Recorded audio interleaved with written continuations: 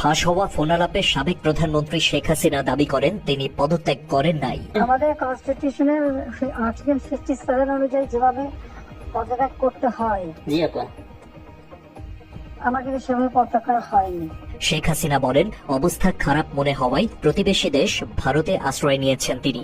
সময় হলে হুট করে দেশে ঢুকে পড়বেন।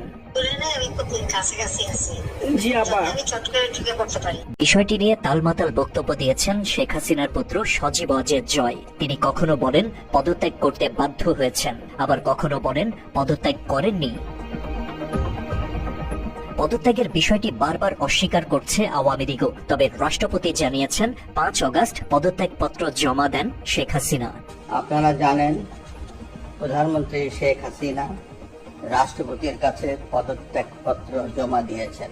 রাষ্ট্রপতির এমন বক্তব্যের সত্যতা পেল শেখ হাসিনার নিজে স্বাক্ষর করা পদত্যাগপত্রটি প্রকাশ্যে আসায়।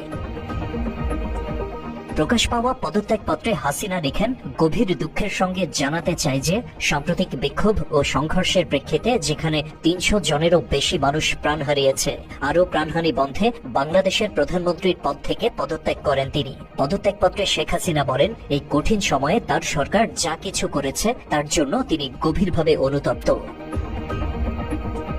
আশিক আহমেদ, বাংলা এডিশন।